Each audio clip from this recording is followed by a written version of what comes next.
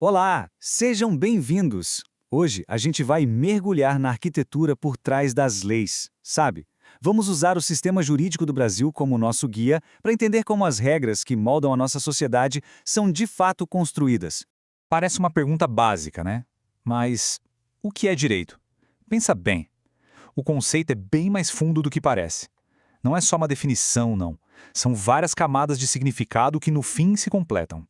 Bem, a visão mais comum é essa aqui: o direito como um conjunto de normas. São as leis escritas, sabe? Como a Constituição, os códigos, são aquelas regras que o Estado impõe para organizar tudo e garantir a paz social. É a lei que, em tese, todo mundo tem que seguir. Mas o direito também é um espelho da sociedade. Ele nasce das nossas interações, dos costumes, das nossas necessidades. É um organismo vivo que vai evoluindo junto com a comunidade. Ele molda a realidade e, ao mesmo tempo, é moldado por ela. E aqui a gente chega na alma da coisa. Lá no fundo, o que o direito busca é fazer justiça. É aquela ideia clássica de dar a cada um o que é seu, de garantir que as leis e as decisões sejam, acima de tudo, justas. Esse é o grande propósito. Agora, vamos dar um passo atrás e olhar o cenário global. O direito no mundo se organiza em basicamente duas grandes famílias, dois sistemas que funcionam de um jeito bem diferente. Vamos entender essa divisão. De um lado, a gente tem o sistema civil law, é o da tradição romano-germânica. Nele, a lei escrita, aquela que está nos códigos, é a fonte principal de tudo. O legislador cria as regras e o juiz, bem, ele aplica essas regras. Do outro lado, tem o common law, da tradição anglo-saxã. Aqui a lógica é outra. A fonte mais importante são as decisões de outros juízes, os famosos precedentes. O que um tribunal decide num caso vira regra para outros casos parecidos no futuro.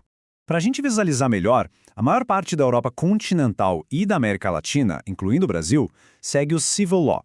Já países como o Reino Unido, Estados Unidos, Austrália, esses são a casa do common law. Então, para resumir de um jeito bem direto, o common law é, na essência, um direito que vem da jurisprudência, criado pelos próprios juízes caso a caso. Já o civil law é um direito que vem da legislação, criado de forma geral pelo legislador. Tá. E o Brasil? Onde a gente se encaixa nesse mapa? Bom, a nossa identidade jurídica tem uma origem bem clara, mas como vamos ver, ela está longe de ser estática.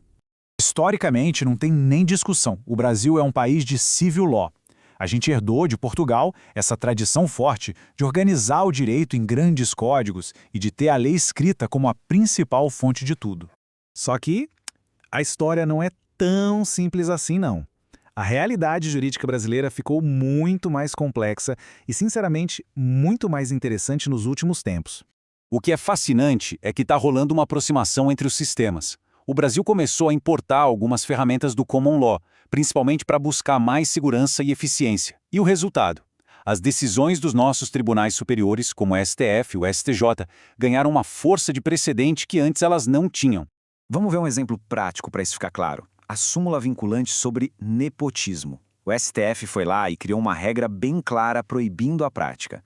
Aí, se um prefeito ignora isso e contrata um parente, o juiz lá da cidade dele não precisa ficar reinterpretando a Constituição inteira. Ele simplesmente aplica a decisão do Supremo. Ou seja, a decisão de um tribunal virou uma norma obrigatória para todo mundo.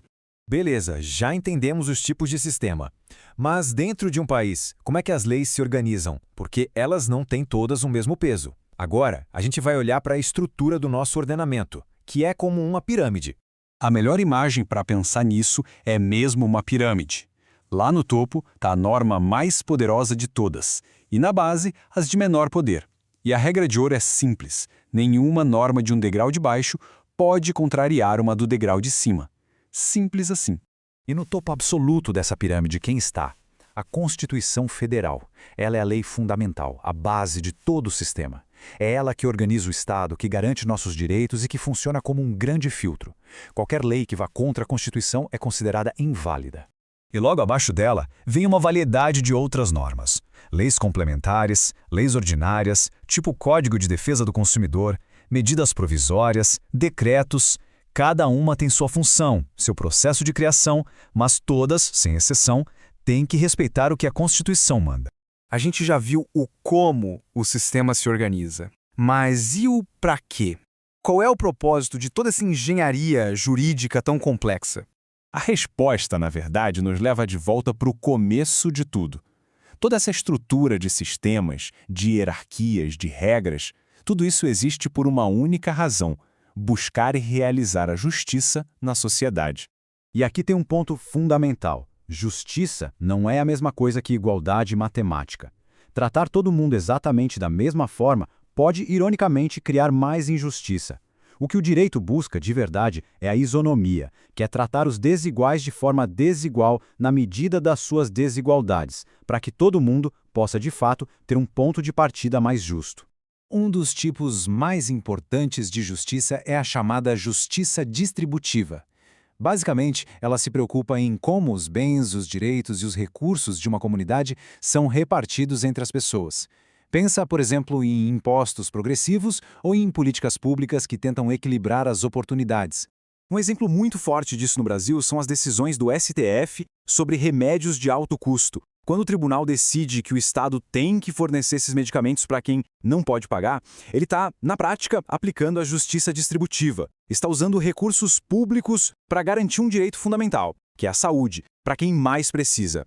E isso tudo nos deixa com uma reflexão final, né? A gente pode desenhar a arquitetura jurídica mais sofisticada do mundo, com regras claras e hierarquia perfeita. Mas o grande desafio, aquele que nunca acaba, é como garantir que essa máquina toda, no seu dia a dia, sirva de verdade ao seu maior propósito, que é entregar justiça real para as pessoas.